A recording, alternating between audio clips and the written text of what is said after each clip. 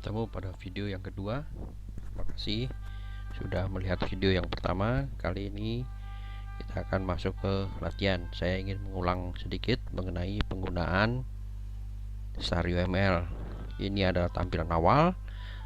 Kalau diingat, kita klik empty, kita klik OK, kemudian kita klik untitled, kita klik kanan, kita klik add, kita klik model, kita klik model, kita klik kanan, kemudian klik add diagram, pilih dan klik use case diagram.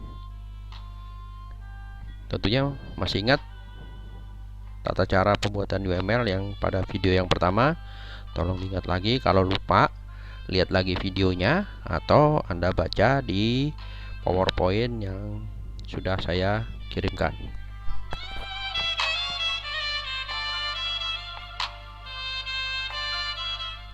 Kali ini kita mau coba latihan bagaimana kita membuat use case untuk kasus logistik. Di dalam kasus logistik, tentunya di situ ada orang logistik yang dia bertindak sebagai admin. Kemudian dia ada user yang meminta. Saya kasih contoh di sini nanti adalah orang sales yang akan menjual barang yang berada di gudang. Kemudian nanti use case-nya ada kelola supplier, kemudian kelola barang, kemudian ada transaksi penjualan, dan ada laporan. Ya, terlebih dahulu karena kita akan buat logistik, kita tentukan dulu adalah aktor-aktor yang akan terlibat di dalam proses logistik. Yang pertama, kita klik aktor, kita taruh sini. Di sini kita masukin admin. Admin ini adalah admin logistik.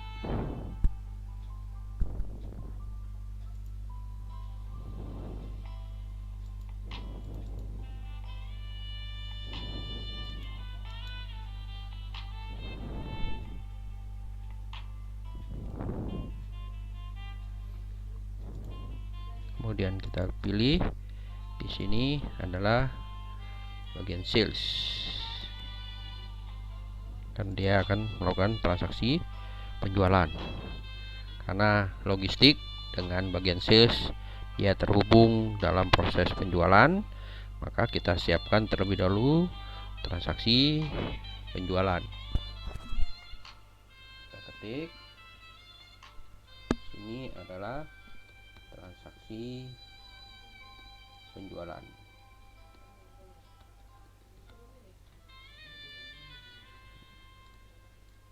Kita bisa geser aja transaksi penjualan. Di mana transaksi penjualan itu, kalau pasti transaksi penjualan ada use case di sini adalah kelola barang.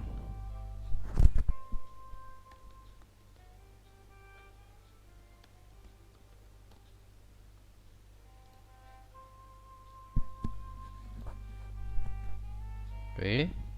Kemudian ada juga kelola produsen atau supplier.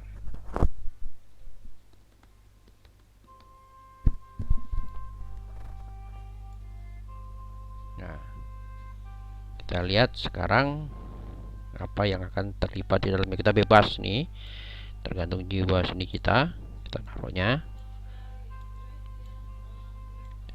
seperti ini, boleh, atau kebalik tadi. Kita lihat di produsen, ya, produsen itu yang akan mengelola produsen dan barang adalah admin logistik. Berarti yang dipilih adalah association, karena kalau pilih association, garis association ini adalah relasi antara aktor dengan use case, dan dia karena kita pilih association maka dia bisa melakukan create, read, update, delete terhadap produsen. Demikian juga kita akan bisa melakukan create, read, update delete terhadap barang. Ini adalah transaksi atau relasi use case antara aktor admin dengan produsen barang. Setiap barang yang dijual pasti akan memanggil data yang ada di barang ini. Jadi nggak mungkin seorang sales bisa menjual barang kalau barangnya tidak ada, ya, atau dia bisa jual barang karena barangnya ada. Maka admin harus mengentry terlebih dahulu barang-barang yang akan dijual. Yang melakukan transaksi penjualan adalah seorang sales. Dia bisa melakukan create, read, update, delete terhadap transaksi penjualan. Ini transaksi penjualan. Admin boleh nggak melihat transaksi penjualan? Admin dia boleh melihat, tapi tidak boleh melakukan create, read, update, delete. Maka yang dipilih adalah direct association. Seperti ini. Ya. Tadi saya katakan bahwa setiap transaksi penjualan barangnya harus ada. Barangnya harus ada. Maka yang kita pilih adalah include. Kenapa? Karena datanya dipanggil, barang itu dipanggil pada saat transaksi. Jadi include. Ini kita harus pakai include. Ya. Kemudian barang ini harus juga memiliki produsen. Harus diketahui siapa produsennya. Maka kita pilih include juga dan dipanggil. Nah, kemudian dari transaksi ini muncul adalah omset, laporan omset. Jadi setiap sales kalau mau jual barang itu pasti harus membuat laporan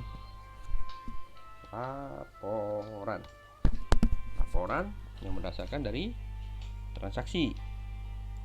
Ini kebiasaan kalau tidak kita ada select, ini bisa kita pilih select, kemudian kita klik lagi, kita hapus, kita pilih select, kita hapus. Ini muncul gara-gara saya tidak pilih select tadi. Ya, harusnya begini aja. Ya, laporan itu dasarnya adalah dari transaksi yang sudah kita buat. Ya, maka isinya laporan adalah hasil transaksi seluruhnya. Ini kita pilihnya adalah harus extend. Nah, seperti yang tadi di video pertama, maka laporan penjualan itu hanya bisa dilihat oleh sales, hanya bisa dilihat, hanya bisa dibaca oleh seorang sales. Maka di sini asumsinya adalah kalau laporannya salah, maka transaksinya yang harus dibenarkan. Jadi tidak boleh seorang sales itu melakukan create, read, update, delete di laporan. Kalau gambaran seperti ini, maka kalau terjadi kesalahan di laporan, maka transaksinya yang dirubah. Tetapi kalau hanya garis lurus, maka asumsinya adalah sales bisa merubah laporan. Logikanya, laporan adalah berdasarkan dari transaksi yang dibuat.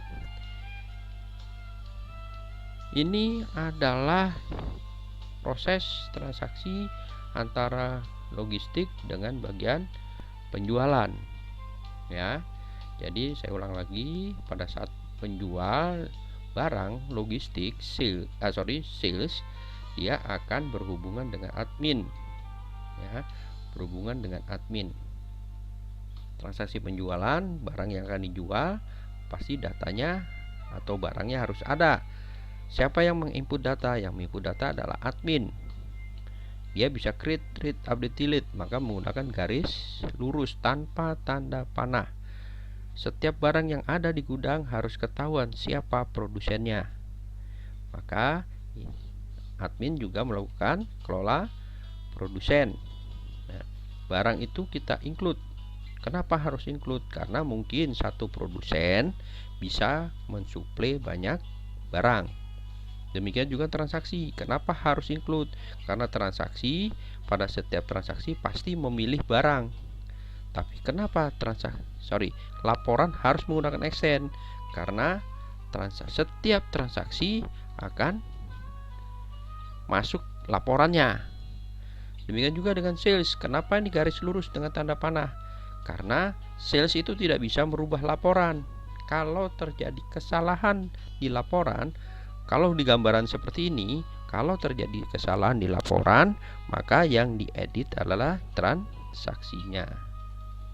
Demikian awal dari pertemuan pembuatan UML, khususnya di bagian logistik penjualan. Kalau ada yang tidak jelas, nanti bisa didiskusikan di WhatsApp group, atau baca lagi tata cara pembuatan UML di PowerPoint ataupun lihat video yang pertama. Mengenai tugas akan saya berikan di e-learning. Terima kasih, mohon dipahami proses pembuatan UML dan tetap semangat, jaga kesehatan.